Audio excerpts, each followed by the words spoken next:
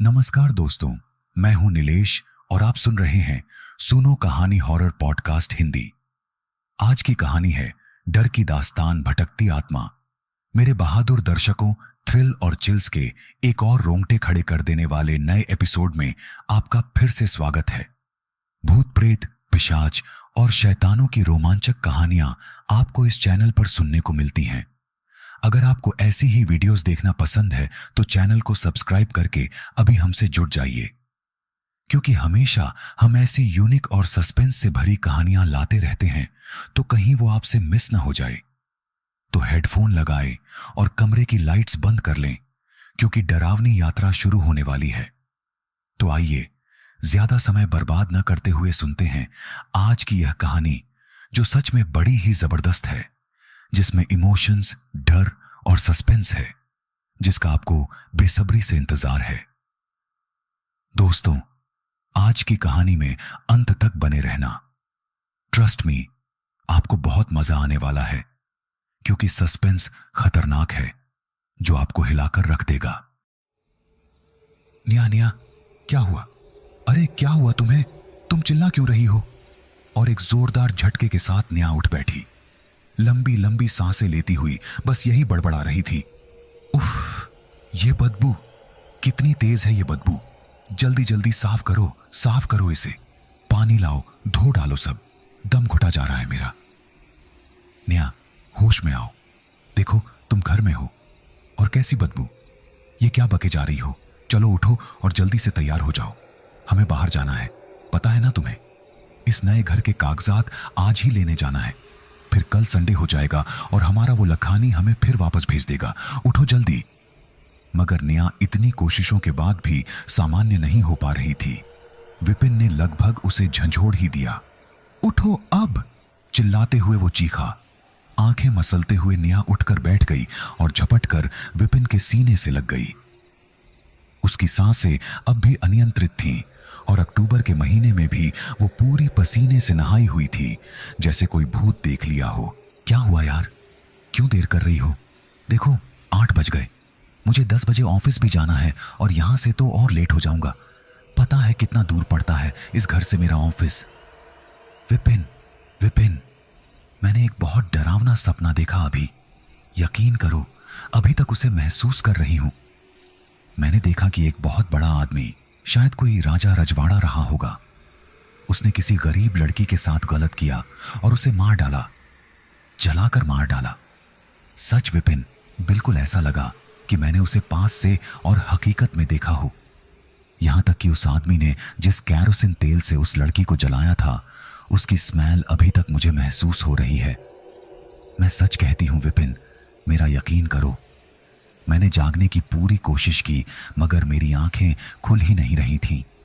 मुझे मालूम था कि तुम मुझे जगा रहे हो, पर इतनी देर से मैं चाहते हुए भी जाग नहीं पा रही थी।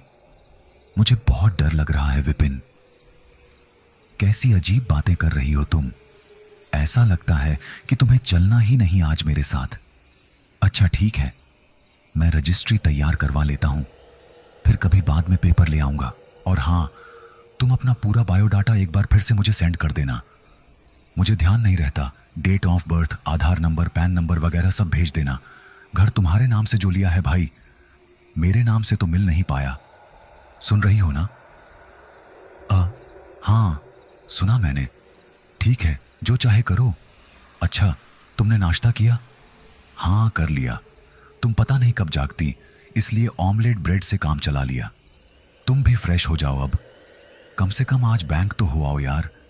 कितने दिन से वहां की कई फॉर्मेलिटीज रह रही हैं। मकान की ईएमआई भी देनी है कि नहीं? झुंझलाता हुआ विपिन निया को बाएं बोलता हुआ रुखसत हो गया।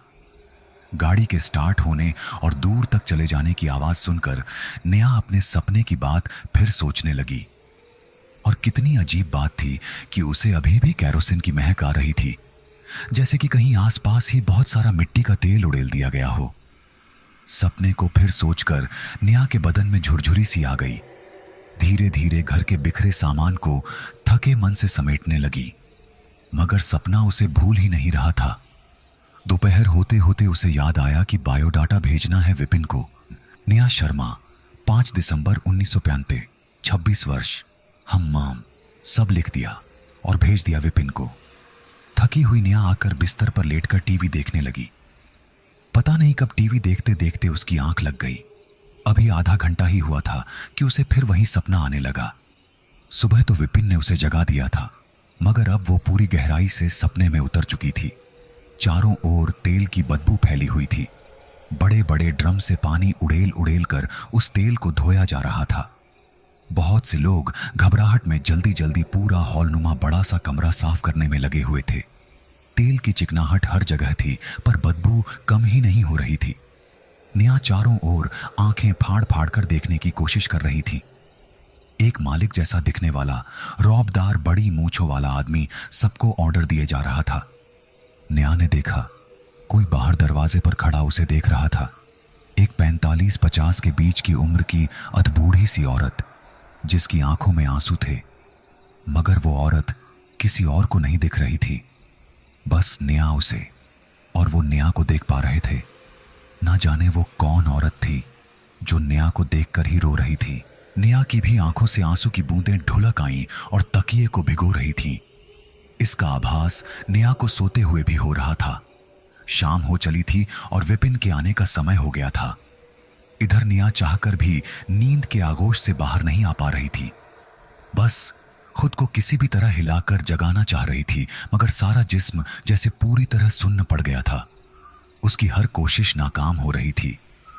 ऐसा लग रहा था कि वो खुली आंखों से सब देख पा रही है, पर सिर्फ देख ही पा रही है, उसे महसूस नहीं कर पा रही थी। उसने बहुत कोशिश की कि शरीर में थोड़ी सी भी हरकत हो, ताकि जाग जाए, उठ जाए। कहीं विपिन आ गए तो क्या सोचेंगे। सुबह तो देर से उठी ही थी, अब फिर से इतनी देर तक सो रही हूं। विपिन को तो वैसे भी मेरा दिन में सोना हमेशा खटकता है। हे भगवान, ये क्या हुआ है मुझे। इसी सोने जागने की जद्दोजहद और सपनों की उधेड़बुन में जाने कब विपिन आ गया। जैसा कि नेहा सोच रही थी वैसा ही हुआ। वो आते ही लगभग चिल्ला सा पड़ा नेहा पर। जब तेज आवाज नेहा के कानों से टकराई तो उसे भी होश आ गया। बड़ी मुश्किल से खुद को संभालते हुए वो धीमी चाल से विपिन तक उठकर आई और अलसाकर बोलने लगी, विपिन, मुझे तुम्हें कुछ बताना है। प्लीज मेरी बात को मजाक में मत लेना और ना ही मुझे गलत समझना। जब से हम इस नए घर में आए हैं मुझे कुछ ठीक नहीं लग रहा। अब ये क्या लेकर बैठ गई तुम? तुम्हें पता है ना कि कितनी मुश्किल से ये घर हमें मिला है। अरे वो लखानी का बच्चा तो मान भी नहीं रहा था। कितनी मुश्किलों से तुम्हारे नाम से ये घर लिया, वरना मुझे तो वो कभी इस घर को देने को राजी नहीं था। और इतना खूबसूरत घर कहाँ मिलता है ऐसे दामों पर। देखो, तुम्हारी फालतू बकवास सुनने का मेरे पास समय नहीं। और हां, शायद कल लखानी यहां आएगा। बहुत मुश्किल से उसे कल के लिए मनाया है कागज तैयार करने को। अब संडे को उसका ऑफिस बंद रहता है तो मुझे उसे इनवाइट करना पड़ा। कल आएगा वो। लंच में कुछ स्पेशल बना लेना, बिगड़ते मूड से विपिन ने कहा। नेहा बिना कुछ बोले चुपचाप डिनर की तैयारी में लग गई। फिर रात आई और फिर वही सपना भी आया। पसीने से तरबतर नेहा आज सपने का सच जान पाएगी क्या? ओह, वही औरत फिर से रोती आंखों से कुछ सवाल और कुछ जवाब अपने चेहरे के हाव भाव में समेटे जाने क्या कहना चाहती थी नेहा से। आज नेहा ने सोच लिया था कि उस औरत से पूछ ही लेगी और उसके करीब भी जाएगी बिना डरे। सपने वाले बड़े से घर से झांकती नेहा दरवाजे से बाहर आने लगी, पर वो सोच रही थी कि ये औरत आखिर घर के भीतर आकर अपनी बात क्यों नहीं कह सकती। कहीं इसलिए तो नहीं कि वो एक गरीब औरत है और ये घर बहुत बड़े आदमी का। आज एक बात और नेहा को परेशान कर रही थी, वो ये कि जिस दरवाजे से नेहा बाहर आई थी उसमें लगे पारदर्शी बेल बूटों वाले शीशे के पट बिल्कुल वैसे ही थे जैसे नेहा और विपिन के इस नए घर के दरवाजे और खिड़कियों पर लगे थे। जैसे ही नेहा बाहर आने लगी उसकी आंखें खुल गईं। उसका गला सूख रहा था, शायद डर से या घबराहट से। उसने देखा टेबल पर रखे जग में पानी नहीं था। उसने जग उठाया और किचन की ओर गई। किचन का दरवाजा पहले से ही खुला था, पर उसने तो दरवाजा बंद किया था। उसका डर बढ़ रहा था। धीरे धीरे कदम उठाती नेहा आगे बढ़ रही थी। तभी एक तेज हवा का झोंका आया और निया कांप सी गई। बहुत ठंडी सी एक लहर निया को सहला गई, जिससे निया ठिठुर गई। वो चिल्लाकर विपिन को बुलाना चाहती थी, पर नहीं बुला पाई। उसे विपिन का स्वभाव मालूम था, इसलिए चुप रहकर वापस आकर अपने बिस्तर पर लेट गई। सुबह उठते ही निया का पूरा बदन टूट रहा था। उससे तो उठकर नाश्ता भी नहीं बनाया जा रहा था। आज घर का ब्रोकर लखानी भी आने वाला था, उसके लिए खाना भी बनाना था। पर विपिन को इन बातों से कोई फर्क नहीं पड़ता। निया ने न चाहते हुए भी घर का सारा काम धीरे धीरे निपटाया। लंच में भी 2-3 सब्जियों के साथ रायता, मीठे में मूंग दाल हलवा और दही बड़े बना दिए। अगर लखानी खुश हो गया तो जल्दी से जल्दी घर पर विपिन और निया का पूरा हक हो जाएगा। दोपहर होते होते लखानी भी आ गया।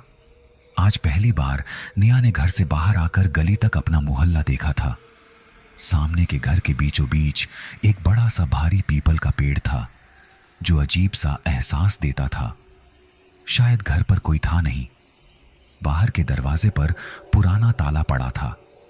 दाएं बाएं ज्यादा घर भी नहीं थे, और जो इक्का दुक्का घर थे उनके मेन गेट विपरीत दिशा में थे, इसलिए बस पिछवाड़ा ही दिखता था। बहुत कुछ अजीब था यहां। आते समय तो निया ने इन सब चीजों पर ध्यान ही नहीं दिया था। लखानी खाने की बहुत तारीफ कर रहा था, पर निया को एक बात बराबर अखर रही थी। लखानी तिरछी नजरों से निया को घूरे जा रहा था, जो निया को बिल्कुल अच्छा नहीं लग रहा था।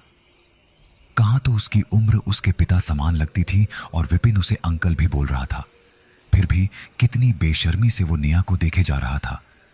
ये भी नहीं सोच रहा था कि निया को कैसा लग रहा होगा। खाना हो चुका तो लखानी इजाजत लेने लगा। जैसे ही वो बाहर आया, न जाने कहां से एक बहुत बूढ़ी भिखारिन उसके सामने आ गई और उसे गालियां देने लगी। आसपास के घरों से छतों पर कुछ लोगों के सिर दिखने लगे। लखानी उस बुढ़िया को धकेलते हुए आगे निकला तो बुढ़िया ने उसे पत्थर फेंक कर मारा, मगर निशाना चूक गया। बुढ़िया बुदबुदा रही थी। निया ने गौर किया तो बुढ़िया के कुछ अस्पष्ट से शब्द कानों में पड़े। वो आएगी, वो तुझे नहीं छोड़ेगी।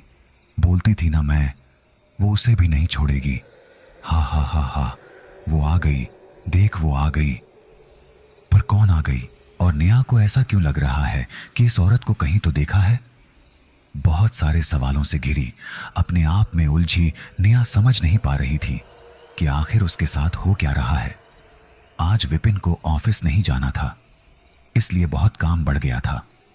ऊपर से किसी को लंच पर बुलाना उसे बहुत थका गया था। थोड़ी देर सुस्ताना चाहती थी निया, लेकिन जब पति घर पर हो तो आराम कहां करने देते हैं। कभी कोई काम लेकर बैठ जाते हैं, कभी कुछ काम करवाते हैं। आज विपिन को जाने क्या सूझी, अपनी अलमारी खोलकर ठीक करने का ड्रामा लेकर बैठ गया। ठीक तो निया को ही करनी पड़ी। अभी जो कपड़े पुराने घर से आए थे वो अलमारी में ठीक से रख नहीं पाई थी निया। कब सारे काम निपटाने निपटाते रात हो गई, पता ही न चला। बिस्तर पर गिरते ही निया नींद के आगोश में चली गई। पर 15 मिनट ही हुए थे कि विपिन ने उसे जगा दिया। बेमन से निया को विपिन की बात माननी पड़ी। हालांकि विपिन जानता था कि निया बहुत ज्यादा थकी हुई है, फिर भी उसे कोई परवाह नहीं थी। आज की नींद कुछ ज्यादा ही गहरी थी, और सपना भी। आज निया को यह नहीं लगा कि वो नींद में है। आज उसे सब किसी सच जैसा लग रहा था। सब कुछ बिल्कुल साफ साफ। वो कोई जमींदार था, नाम था वीरेंद्र सिंह, जिसके यहां नूर काम करती थी। एक गरीब सी विधवा औरत जिसकी एक ही प्यारी सी बेटी थी, नियामत। नियामत सच में खुदा की किसी नियामत सी थी। कई मन चले तो उसे नियामत की जगह कयामत कहकर छेड़ते थे, पर नियामत सब बातों से अनजान बनकर अपनी ही मस्ती में खोई रहती थी। वह बस स्कूल से घर और घर से स्कूल तक ही आती जाती थी। एक रोज नूर की तबीयत बहुत बिगड़ गई तो जमींदार ने नूर से किसी दूसरी काम संभालने वाली का इंतजाम करने को कहा। जमींदार ने अपने खास आदमी लखानी, जिसका पूरा नाम अरविंद लखानी था, से कई बार नूर की बेटी का जिक्र सुना था। उसने बताया था कि नियामत बेहद खूबसूरत, चंचल हिरनी सी अलहड़ एक खुदा का करिश्मा है। जिसके भाग में नियामत लिखी होगी उसकी तो लॉटरी ही लग जाएगी। नूर जानती थी कि जमींदार नेक इंसान नहीं है। आए दिन एक न एक लड़की उसके खास मकान, जिसका अता पता कम ही लोग जानते थे, पर आती रहती थी। और वो लड़कियां मजलूम होती थीं, कोई अपनी मर्जी से नहीं आती थी। कभी कभी नूर को वहां साफ सफाई के काम के लिए बुलाया जाता था, इसलिए वो सब जानती थी। उस दिन जब नूर बहुत बीमार थी और जमींदार के घर पर उसकी बेटी को देखने के लिए कुछ लोग आने वाले थे, तो घर में काम करने के लिए किसी की बहुत जरूरत थी। ऐसे में नूर को समझ नहीं आ रहा था कि करे तो क्या करे, क्योंकि जल्दी किसी को नहीं भेजा तो उसकी नौकरी पर भी बन सकती थी। उस दिन इतवार था, नियामत की स्कूल की छुट्टी का दिन। तड़के से ही नूर को बुखार, उल्टियां और पेचिस की शिकायत हो रही थी। नियामत ने कहा, आज मैं काम कराती हूं। पर नूर ने तुरंत मना कर दिया, नहीं नहीं छोरी, तू ना जाएगी वहां, मेरी तबीयत ठीक होते ही जाती हूं मैं। पर उसकी तबीयत ठीक होने के बजाय और बिगड़ती जा रही थी। आखिरकार उसे डॉक्टर के पास जाना पड़ा। पीछे से लखानी आया नूर को बुलाने। वहां उसे नियामत ही दिखी। उसने ज्यादा काम और उसकी मां की नौकरी के खतरे में पड़ने की धमकी देते हुए उसे साथ चलने को कहा, पर नियामत ने मना कर दिया। फिर लखानी ने प्यार से समझाया, देख बेटी, वो बहुत महात्मा आदमी है, क्या पता तेरी भी कहीं नौकरी पक्की कर दे, फिर उनकी जान पहचान भी बहुत है। तेरी भी कहीं नौकरी लग गई तो मां बेटी चैन की बांसुरी बजाओगी। आज काम बहुत ज्यादा है, नहीं तो ऐसे ही काम चल जाता बिना काम वाली के। चल अब देर ना कर, चल। चारों ओर से निराश होकर नियामत चल पड़ी उसके साथ। काश नूर ये जानती तो वो कभी भी नियामत को वहां नहीं जाने देती। नूर की हालत ठीक नहीं थी। लड़खड़ाते कदमों से वो जब अपनी झोपड़ी में पहुंची तो वहां कोई नहीं था। पास की झोपड़ी में रहने वाली केसरिया ने बताया कि नियामत तो जमींदार की हवेली गई है, लखानी आया था, उसे लेकर गया। नूर 4 कदम ही चली थी कि कमजोरी से गिर पड़ी और गिरते ही बेहोश हो गई। उधर नियामत ने बहुत जतन से सारा काम संभाल लिया था। उसे तो यहां कोई डरने वाली बात नहीं दिखी। सभी लोग अच्छे थे और जमींदार का बेटा विपुल तो जैसे उसे ही देख रहा था। नियामत को उसका ऐसे देखना अच्छा भी लग रहा था और बुरा भी। पर उसे क्या, उसे तो अपना काम देखना था, न कि उस लड़के को। नियामत की उम्र 16वें बरस को पूरा कर रही थी और विपुल कोई 20 बरस का बांका जवान था। दोनों की नजरें टकराती और नियामत की आंखें झुक जाती। पूरा दिन गुजर गया। शाम हुई, पर काम समेटते समेटते वक्त का पता ही न चला। अंधेरा घिर गया और शाम के खाने की तैयारी होने लगी। नियामत को अंधेरा होते देख डर सा लगने लगा, पर करे तो क्या करे। अब उसकी घबराहट उसके चेहरे पर भी साफ झलकने लगी थी। विपुल ने देखा तो चुपके से कहा, क्या बात है, तुम डरी डरी क्यों हो? तब नियामत ने अपने डर का कारण बताया। इस पर वह जोर से ठहाका लगाकर हंस पड़ा और बोला, मैं तुम्हें घर छोड़ दूंगा अपनी गाड़ी से, फिक्र मत करो। अब नियामत थोड़ी सामान्य हुई। रात के आखिरी बर्तन धोकर जब वह 9:30 बजे तक फ्री हुई तो उसकी नजरें विपुल को ढूंढने लगी, मगर साहिबजादे तो कैरम में छोटे भाइयों के साथ लगे थे। इंतजार करते करते नियामत को आधा घंटा हो गया। थक कर वह खुद ही चल पड़ी। जब जमींदार को पता चला तो उसने लखानी से इशारे में कुछ कहा। झट से लखानी नियामत के पास गया और बहुत भोलेपन से बोला, अरे बिटिया, क्या अकेले जाओगी घर? आसपास थोड़े ही है तुम्हारा घर। चलो, मैं लेकर आया था ना, तो अब मैं ही तुम्हें घर छोड़ूंगा। मेरी जिम्मेदारी है ये। और फिर जमींदार साहब तो देवता आदमी हैं, उन्हें पता चला कि तुम अकेली गई हो तो मुझे तो नौकरी से ही हाथ धोना पड़ जाएगा। यूं तो लखानी की उम्र ज्यादा नहीं थी, 30 से कम ही लगता था, पर नियामत को जिस प्यार से वह बिटिया कहता था, उससे नियामत उसके आगे नतमस्तक हो जाती थी। विश्वास करके वह लखानी के साथ गाड़ी में बैठ गई। गाड़ी स्टार्ट होने की आवाज सुनकर विपुल की तंद्रा टूटी, पर तब तक देर हो चुकी थी। गाड़ी आगे निकल चुकी थी। पहली बार बंद गाड़ी में आई नियामत ने ध्यान ही नहीं दिया कि गाड़ी किस रास्ते आई थी और किस रास्ते जा रही थी। जल्दी ही वे जमींदार की उस खास कोठी पर पहुंच गए। नियामत नहीं जानती थी कि वह अपनी मंजिल पर जा रही है या उस रास्ते पर जहां से सिर्फ अंधेरा शुरू होता है, और ऐसा अंधेरा जो कभी खत्म नहीं होता। जैसे ही नियामत गाड़ी से उतरकर बाहर आई, उसे खुद को एक अलग जगह पर पाकर अजीब लगा। उसने प्रश्नवाचक दृष्टि से लखानी की ओर देखा और बोली, चचा, ये कौन सी जगह है? हमारा घर तो नहीं। ये किसका मकान है? इतना बड़ा और दरवाजे खिड़की सब कांच के बने हैं। भूल गए क्या चचा, हमारा घर? लखानी एक कुटिल मुस्कान के साथ बोला। नहीं तो नहीं भूले रानी जी, यही तुम्हारा ठिकाना है। अब चलो भीतर चलो, जन्नत का नजारा दिखेगा तुम्हें। लखानी द्वारा ऐसे शब्दों की उम्मीद कभी नहीं की थी नियामत ने। वह उसके गलत इरादे भांप गई। शायद इसी वजह से घबराहट में उसने दौड़ लगा दी।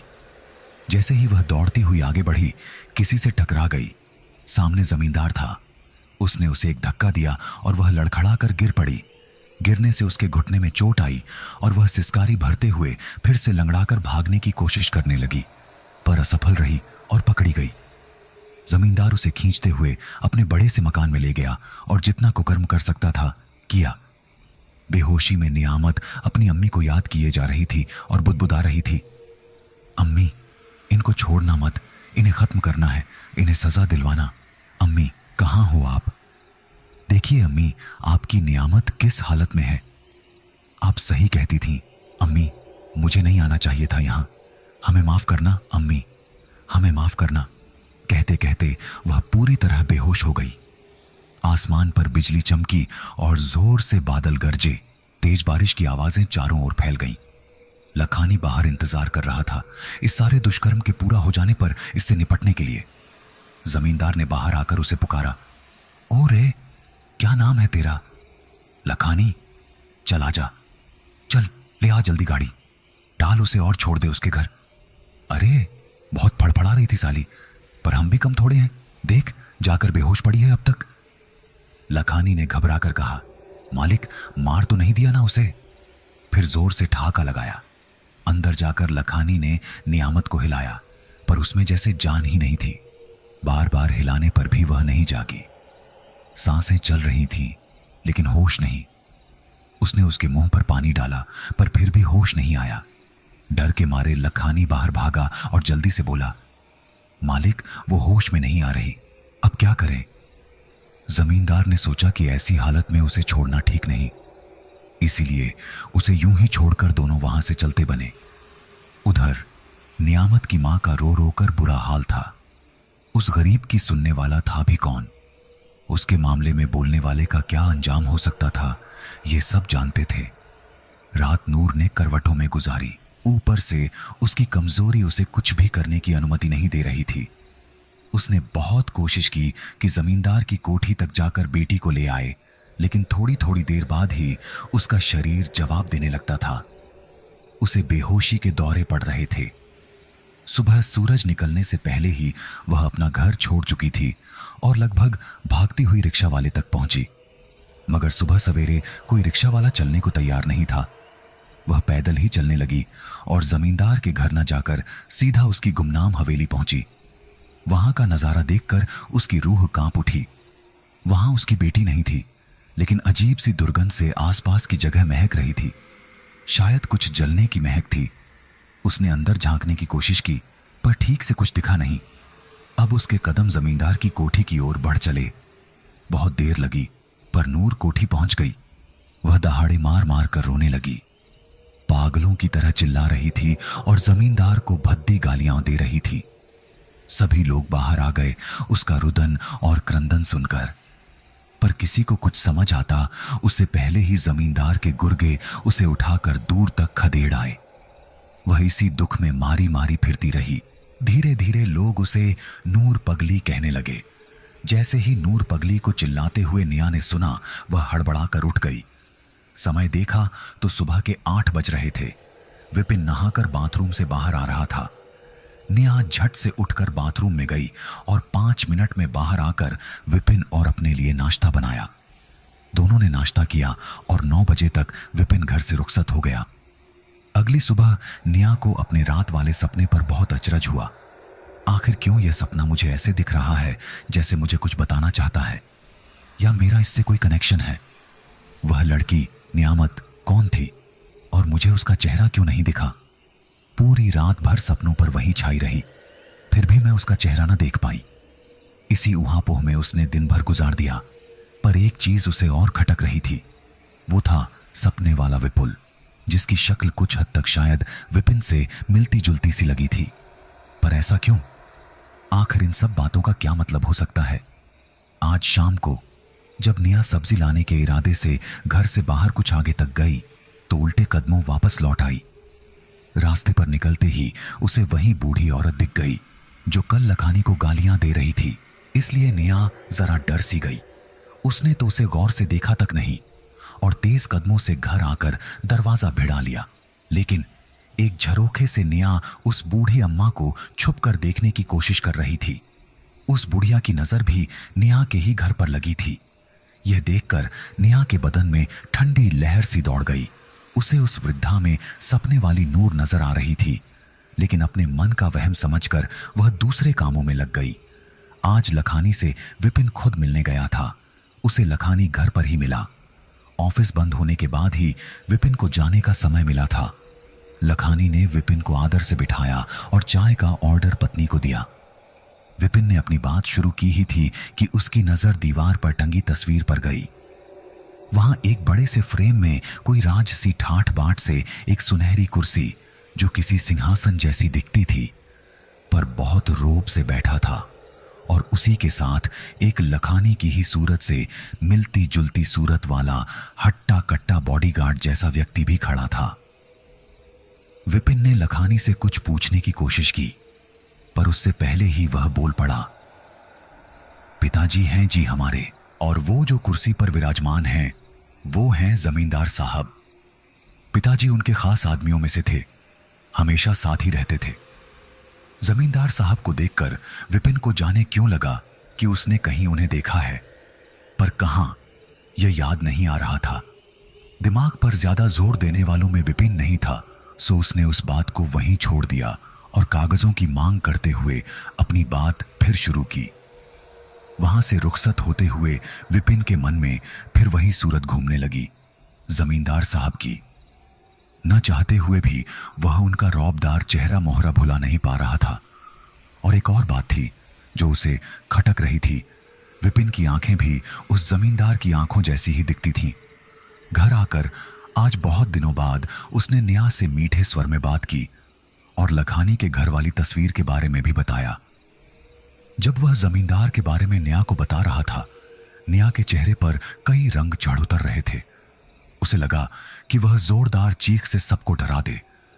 उसने गले में ही आवाज को दबाने की कोशिश की, पर थोड़ी सी घिघियाने जैसी आवाज उसके मुंह से निकल पड़ी। यह सुनकर विपिन सच में एक पल के लिए डर गया। उसने निया को पानी लाकर दिया। कुछ देर बाद जब निया सामान्य हुई तो उसने पूछा, तुम्हें हुआ क्या था? तुम्हारी तबीयत शायद ठीक नहीं। कल चलें डॉक्टर के पास? वैसे भी आजकल तुम बहुत खोई खोई सी और गुमसुम रहने लगी हो। निया ने अपने सपने वाली बात पूरी विपिन को सुनाई। साथ ही उसे उस बूढ़ी औरत के बारे में भी सब बताया। पहले तो कुछ देर विपिन सोच में पड़ गया। फिर उसने निया से पूछा, तुम जमींदार के बारे में सुनकर अजीब से भाव दिखा रही थी। कहीं जो तस्वीर देखकर मैं विस्मित हूं, उस तस्वीर से तुम्हारे सपनों का कोई वास्ता तो नहीं? नहीं मालूम, पर जब तुमने जमींदार का जिक्र किया तो ऐसा लगा जैसे मैं अपने आपे में नहीं हूं। मुझे लगा कि चिल्ला चिल्ला कर सबको इकट्ठा कर लूं। ऐसा क्यों हुआ विपिन? क्या इस घर में कोई बुरा साया है, या फिर यह घर ही हमारे लिए अशुभ है? चाहे जो हो, पर अब तो मुझे सच में यहां बहुत डर लगने लगा है। पर निया, अब कुछ नहीं हो सकता। यह घर हमारा हो चुका है। देखो, ये कागजात, बस थोड़ी और औपचारिकताएं पूरी होनी है, फिर हम ही इसके ऑनर होंगे। निया को समझ नहीं आया कि विपिन की इस बात पर वह खुश हो या दुखी। रात गिरने लगी और विपिन और निया एक नए एहसास के अजीब हालातों में दिख रहे थे। बार बार दोनों की नजरें टकराती और कई सवाल करके फिर लौट आती। आज तो बादलों के साथ बिजली भी अपना रौद्र रूप दिखाएगी। मौसम देखकर तो ऐसा ही लगता है। विपिन ने निया से कहा, हां शायद बड़ा ही डरावना सा एहसास करा रहा है यह मौसम आज। देखो ना, कैसा घनघोर अंधेरा छा गया है। निया ने जवाब दिया। रात भर तेज बारिश होती रही। बिजली रह रहकर अपनी कड़कड़ाती आवाज से डरा रही थी। नेहा का ध्यान अपने सपने पर चला गया। जिस रोज नियामत के साथ जमींदार ने बदसलूकी की, उसकी इज्जत को तार तार किया, वह रात भी ऐसी ही डरावनी और बारिश में भीगी हुई थी। नेहा और विपिन यूं तो सोने की तैयारी में थे, मगर दोनों की आंखों से नींद नदारद थी। अचानक नेहा ने ही चुप्पी तोड़ी और कहा, विपिन सुनो। अचानक बोले जाने से विपिन चौंक पड़ा और जैसे उछलते हुए बोला, क्या? नेहा को हंसी भी आई और चिंता भी हुई। उसने कहा, डर गए क्या? नहीं, तुम कहो, क्या कह रही थी? सुनो, क्या तुम मुझे वहीं लेकर जा सकते हो जहां कल तुमने जमींदार की तस्वीर देखी? कहां? लखानी के यहां? हाँ, वहीं। पर उससे क्या होगा? तुम ले चलोगे ना? मैं देखना चाहती हूं कि आखिर क्या राज है वह, जिसमें हम शामिल होकर भी शामिल नहीं हैं। ओके, कल शाम को देखता हूं, तुम तैयार रहना। आज विपिन ने बहुत दिनों बाद नेहा से इतने प्यार से बात की थी। नेहा भी आज ऊपर वाले का शुक्र मना रही थी। रात को नेहा को कोई सपना नहीं आया। शायद आज उसकी नींद अच्छे से पूरी हो जाए। किसी की मेहरबानी हो गई थी। सुबह बहुत सुहानी थी। रात भर बरसता पानी अपने पीछे एक प्यारा सा प्रभाव छोड़ गया था। गमले में लगे पौधों की पत्तियां साफ सुथरी और नहाई हुई लग रही थीं। फूलों ने थोड़ा और खिलने की कोशिश की थी और पूरा समा एक जादुई सा आभास जगा रहा था। सुबह से नेहा बड़े मन से घर का काम कर रही थी। आज उसमें लखानी के घर जाने का उत्साह जो था, आखिर कुछ तो बात है जो शायद आज सामने आ जाए। कल तक डर रही नेहा आज उत्साहित थी। हो सकता है यह मौसम का असर हो। कभी कभी डर अगर रात को डराए तो ज्यादा डरावना लगता है, और वही डर सुबह तक अपना असर बहुत कम या खत्म कर देता है। जैसे तैसे शाम हुई और नेहा और विपिन लखानी के घर आ ही गए। लखानी तो नेहा को देखकर अलग ही खुशी से भर गया, जैसे वह उसका कोई पुराना चाहने वाला हो। नेहा की नजर तस्वीर पर गई तो उसका समूचा बदन कांप गया। एक ठंडी सरसराहट उसके पूरे जिस्म से होती हुई, ठंडे पसीने से नेहा को भिगोती हुई, उसे हैरान और जड़ कर गई। तस्वीर के सभी पात्र उसके सपने वाले पात्र ही थे। एक पल को लगा कि वह हकीकत में नहीं, किसी सपने में विचरण कर रही है। विपिन की आवाज से जब उसकी तंद्रा टूटी तो वह विपिन की ओर परेशान नजरों से देखने लगी। लखानी चाय नाश्ते के लिए कहने गया था। जब वह वापस आया तो उसने देखा कि विपिन और नेहा अभी भी खड़े ही थे। अरे, आप लोग खड़े क्यों हैं? बैठिए, लखानी ने कहा। नेहा ने पूछ ही लिया, लखानी जी, ये जो तस्वीर में है, इनके बारे में आप कुछ बताना चाहेंगे? अगर आप सही समझें तो। क्यों नहीं, ये जो बीच वाले हैं वे हमारे मालिक हैं, जमींदार साहब, और दाईं ओर जो खड़े हैं वे मेरे पिता अरविंद लखानी। और मैंने कल ही विपिन जी को बताया था। क्यों विपिन जी? अमम जी, हाँ, नेहा ने दूसरा सवाल भी कर ही दिया। लखानी जी, जमींदार साहब अभी? लखानी बात काटते हुए बोल पड़ा, अरे जमींदार साहब अभी जिंदा हैं, लेकिन जिस हालत में हैं उसे देखकर तो बस यही दुआ निकलती है दिल से कि ईश्वर उन्हें अपने पास बुला ले। नेहा ने चौंक कर पूछा, क्यों, क्या हुआ उन्हें? उसके शब्दों में हल्का सा नफरत का भाव भी मिला हुआ था। लखानी ने बताया, जमींदार साहब अपने जमाने के बहुत जाने माने रईस आदमी थे। कई गांवों और शहरों में उनका रुतबा बोलता था, मगर पिताजी ने मरते समय बताया कि उन्होंने अपनी जिंदगी में कभी कोई अच्छा काम नहीं किया, सिर्फ अपना डर बनाए रखा। गरीबों की मजबूरी का सदा फायदा उठाया और उनकी जवान बच्चियों के साथ। नेहा बात काटते हुए बोल पड़ी, अभी कहां मिलेंगे आपके ये जमींदार साहब? अभी तो वे शायद अपने गांव में होंगे, पर उनके कर्मों की सजा शायद भगवान ने उन्हें दे दी है। ये लकवाग्रस्त हो चुके हैं और इतने मोहताज हैं कि खुद से कोई काम नहीं कर पाते। ये घर और जो घर आपके नाम हुआ है, दोनों ही इन्हीं की दया की वजह से पिताजी को मिले हैं। इस बार सवाल विपिन ने किया, अच्छा, इनकी कोई संतान? और जो इनके साथ बैठे हैं वो शायद इनके सुपुत्र लगते हैं? जी, सही पहचाना आपने, इनके सुपुत्र विपुल। विपुल को देखकर तस्वीर में विपिन भी हैरान हुए बिना न रह सके। तस्वीर वाले लड़के की आंखें बिल्कुल विपिन जैसी दिखती थीं। बल्कि यह कहना गलत नहीं होगा कि उस लड़के की सूरत भी विपिन से बहुत मिलती जुलती थी। अचानक फिर मौसम बिगड़ने लगा। नेहा और विपिन अब घर जाने की आज्ञा लेने लगे, पर बाहर तेज आंधी और बारिश ने मिलकर एक तूफान का माहौल पैदा कर दिया था। समझ नहीं आ रहा था कि क्या किया जाए। मौसम को सामान्य होने में शायद समय लगेगा, हमें निकलना चाहिए अब। नेहा ने विपिन को देखकर कहा, ठीक है, मैं किसी ऑटो वाले को देखता हूं बाहर, तुम जरा यहीं रुको। आज की बारिश तो कोई बड़ा तूफान लाकर रहेगी, नेहा मन ही मन बुदबुदाते हुए बोली। तभी लखानी नेहा के पास आकर बैठ गया, उसके साथ ही रखी कुर्सी पर। बारिश तो हो ही रही थी। इसी बीच अचानक से बिजली भी चली गई। शायद बिजली विभाग वालों ने तूफान के डर से बिजली काट दी थी। घुप अंधेरे में अब सिर्फ लखानी और नेहा ही बैठे थे।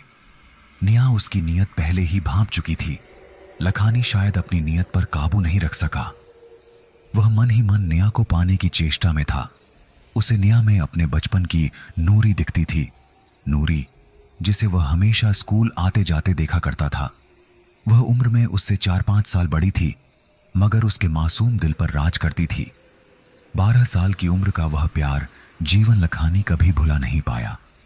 उसे आज भी वह पहली बार का कोमल एहसास याद था। जीवन लखानी जो नटखट था, नूरी का असली नाम नहीं जानता था। किसी दोस्त से पूछने पर उसे बस इतना ही मालूम पड़ा था कि वह जमींदार साहब की कोठी में काम करने वाली नूर की बेटी थी। इसलिए जीवन ने उसे नूरी नाम से ही अपने दिल में जगह दी थी। बचपन का प्यार शायद कोई नहीं भूलता, जीवन भी नहीं भूला। उसे तो लगता था जैसे नूरी वापस आ गई है। जाने कैसे एक दिन वह यूं गायब हुई कि उसका पता ही न चला। जीवन इतना छोटा था कि किसी से जानने की कोशिश भी नहीं की कि नूरी कहां गई होगी, पर हर रोज वह उसी रास्ते पर निगाहें बिछाए रहता था जहां से उसकी नूरी आती जाती थी। आज बरसों बाद उसे यूं अपने साथ देखकर जीवन को जो आत्मिक सुख मिल रहा था, उसका अंदाजा लगाना मुश्किल था। बेख्याली में उसकी जुबान से वह शब्द निकल गया जिसकी उसे उम्मीद भी नहीं थी। उसने धीमे से कहा, नूरी। नेहा ने जैसे ही सुना कि लखानी ने उसे नूरी कहा है तो वह उछल पड़ी।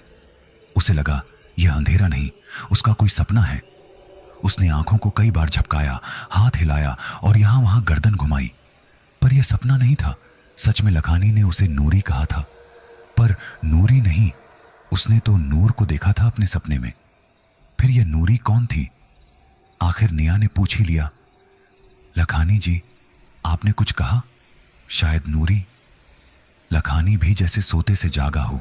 हम नहीं तो मैंने कुछ नहीं कहा, उसने थोड़ा घबराहट भरे स्वर में जवाब दिया।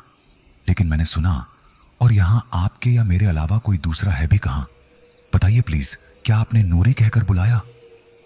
लखानी थोड़ा सामान्य हुआ और बोला, नेहा जी, मुझे क्षमा कर दीजिए।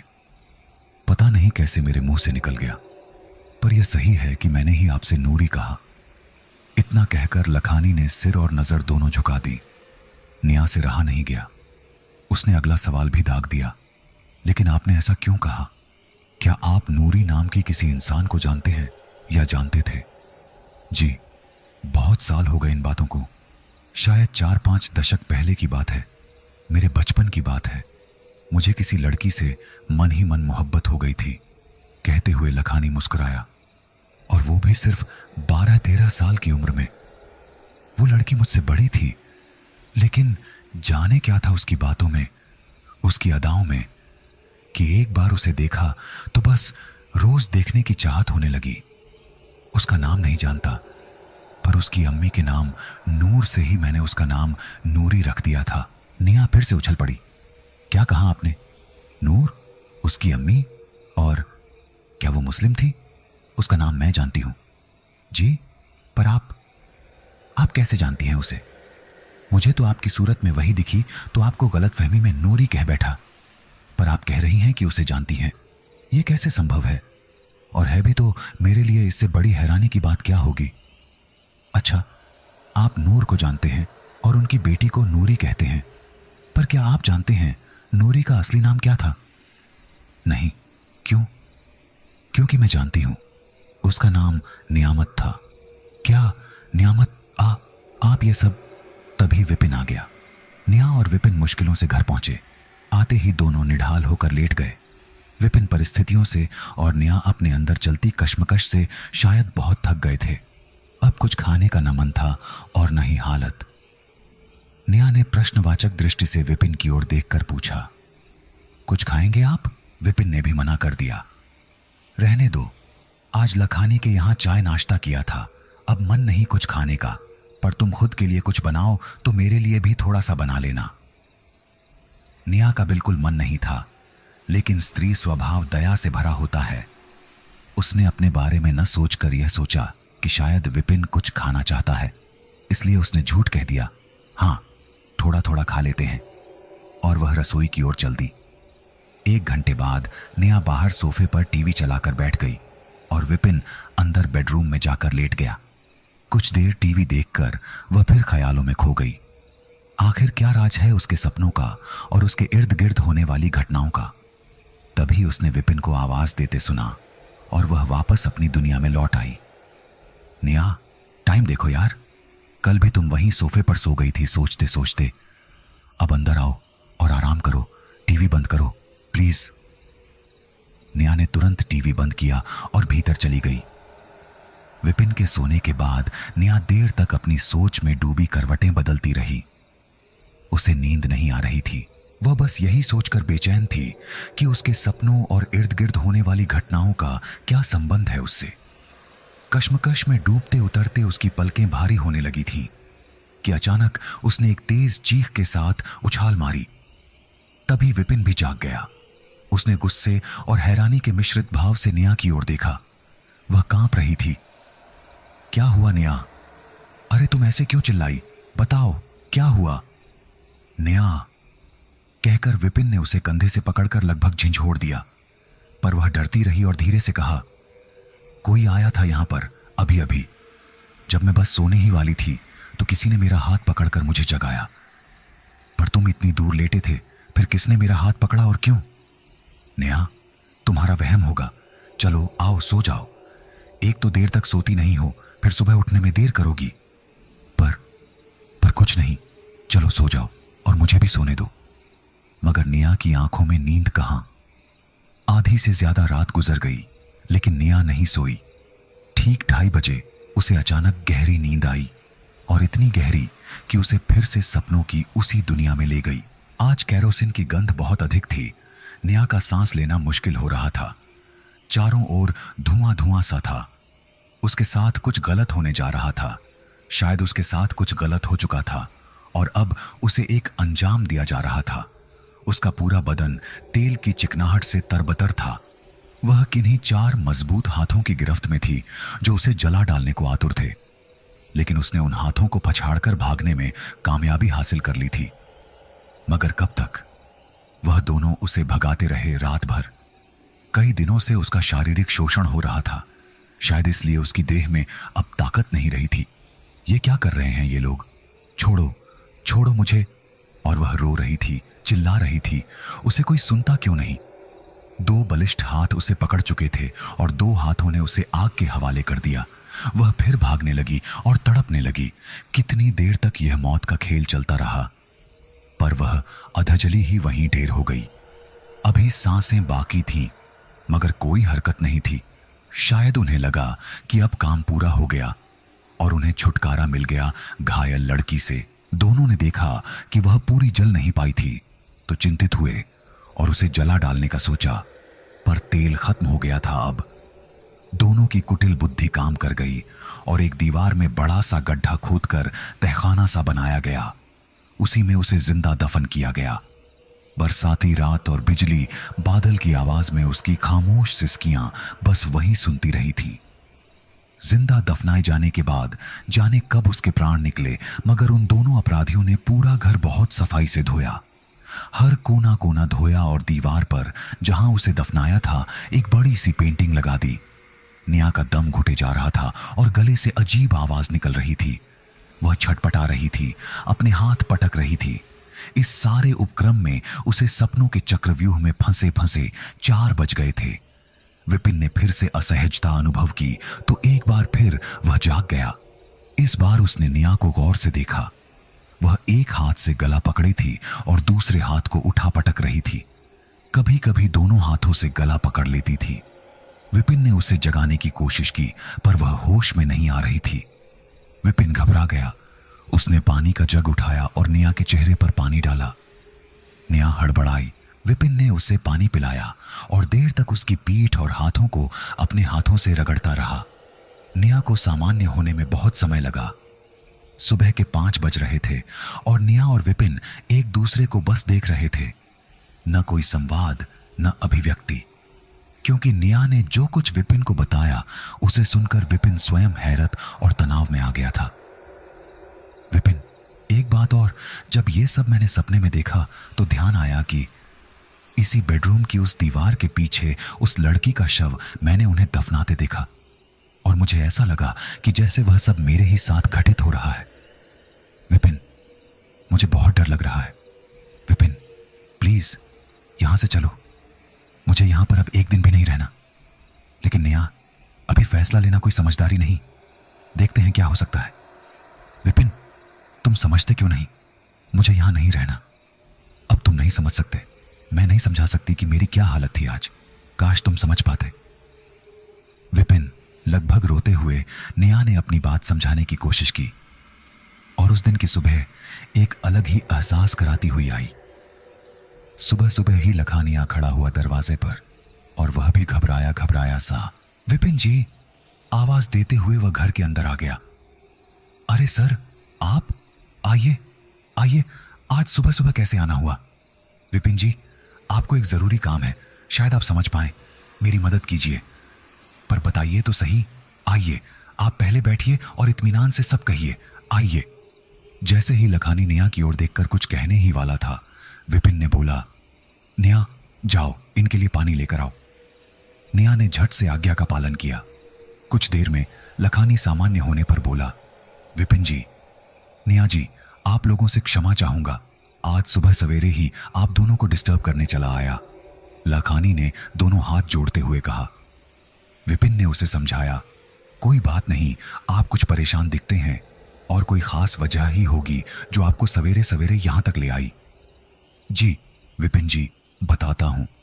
कल आप लोग मेरे घर आए, आपसे बातें भी हुई और जिस तस्वीर का जिक्र हम सभी मिलकर कर रहे थे, उस तस्वीर में एक अजीब बात हुई जिसका यकीन आप लोग शायद ना भी करें, पर मेरे लिए यह एक आश्चर्यजनक घटना है।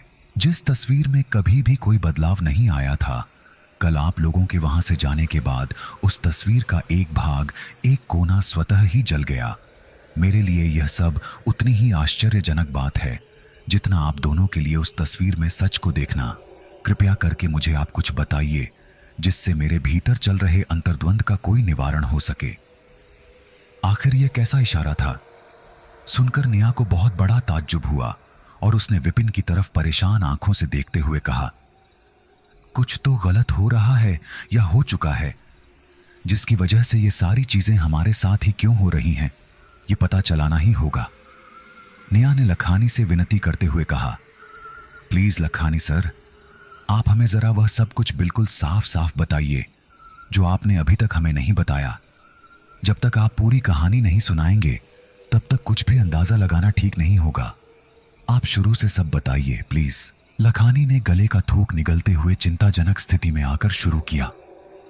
निया जी, आप ये तो जान ही गई होंगी कि कोई नूर नाम की औरत जमींदार साहब के घर पर घरेलू कामों के लिए आती थी, जिसकी एक बेटी थी और उसका नाम शायद आप जानती भी होंगी। इतना सुनकर विपिन की बारी थी अब चौंकने की। निया ने उसे अपनी नजरों से ही इशारा किया कि सब बताऊंगी। लखानी ने अपनी अधूरी बात फिर शुरू की। हाँ, तो नूर नाम की जो औरत निया जी को सपनों में दिखती है, वह कोई और नहीं, वही भिखारन बुढ़िया है जो मुझे देखकर गालियां सुनाने लगती है। अभी पिछली बार ही जब मैं यहां आया था तो उसने आप लोगों के सामने ही मुझे गालियां देनी शुरू कर दी थी। बहुत शर्मिंदगी महसूस होती है मुझे, लेकिन मैं खुद इन सवालों के जवाब ढूंढते ढूंढते थक चुका हूं। हो सकता है आप लोगों के पास मुझे कोई जवाब मिल जाए। कोई तो कड़ी ऐसी है जो इस कहानी से मुझे और आपको जोड़ती हुई जाती है। अब नेहा की बारी थी बाकी बचे रहस्य से पर्दा उठाने की। विपिन और लखानी की निगाहें उसी के चेहरे पर टिकी हुई थीं। विपिन, मैंने तुम्हें बताया था ना कि मुझे हमेशा एक अजीब सा सपना आता है, और वह भी इस घर में आने के बाद। कभी किसी के जलने का और कैरोसिन की असहनीय बदबू का महसूस होना, कभी कोई जमींदार का किसी नाबालिग लड़की से जबरदस्ती करना, कभी कोई मजबूर मां का पागल हो जाना। यह सब मिलाकर यही निष्कर्ष निकलता है कि जिस लड़की के साथ अन्याय हुआ और उसकी बूढ़ी मां के साथ भी, दोनों ही इस घटना को हमें अपने तरीके से बताकर जरूर जस्टिस चाहती हैं। लखानी जी, आपके पिता को क्या हुआ था? मतलब वह जब दुनिया से गए? नेहा जी, उनकी मौत बहुत भयानक तरीके से हुई थी। उन्हें किसी काम से जमींदार साहब ने दूर गांव भेजा था और कोई गाड़ी नहीं मिलती की वजह से किसी ट्रक वाले से लिफ्ट मांगी, पर रास्ते में ही ट्रक के कुछ लोगों को पता चला कि पिताजी के पास लाखों रुपए हैं, तो उन्हें बीच रास्ते में उतार कर बेरहमी से मारकर पेट्रोल डालकर जला दिया उन लोगों ने। उनकी लाश भी कई महीनों बाद पता लगी पुलिस वालों को। कुछ देर लंबी सांस लेकर लखानी ने कहना शुरू किया, शायद उनके पापों की यही सजा उन्हें मिलनी थी। नेहा ने पूछा, आपने बताया था कि जमींदार साहब अभी अपने गांव में हैं और अपाहिज होकर बिस्तर पर लेटे हैं, उनके साथ कोई नहीं? लखानी ने कहा, जमींदार साहब को उनके हर पाप की सजा मिली। उनकी पत्नी और बेटा विपुल एक एक्सीडेंट में मारे गए। उनका गम जमींदार साहब को खा गया। पत्नी का चाहे दुख न भी हुआ हो, पर बेटे की मौत उन्हें अंदर तक हिला गई। उसके बाद हर जिम्मेदारी से उन्होंने मुंह मोड़ लिया। दिन रात शराब में डूबे रहते थे। सारी जमींदारी भी जाती रही उनकी। जो अपने बनते थे उन्होंने अपना रूप दिखाया और जमींदार साहब ने सब कुछ बेचकर गांव जाने का निर्णय ले लिया। सारी संपत्ति खत्म हो गई, लेकिन जमींदार साहब न जाने क्यों अब तक जिए जा रहे हैं। किस बात का उन्हें इंतजार है? क्यों मौत उनके पास होकर भी उनसे दूर हो रही है? लखानी से पूरी बात जानकर नेहा शायद समझ चुकी थी कि अब क्या करना चाहिए। अपने रात वाले सपने का जिक्र उसने विपिन और लखानी से किया, और वह दीवार जहां नेहा ने नियामत को दफन होते देखा था उसे तुड़वाया गया। यह काम विपिन और लखानी ने खुद ही किया।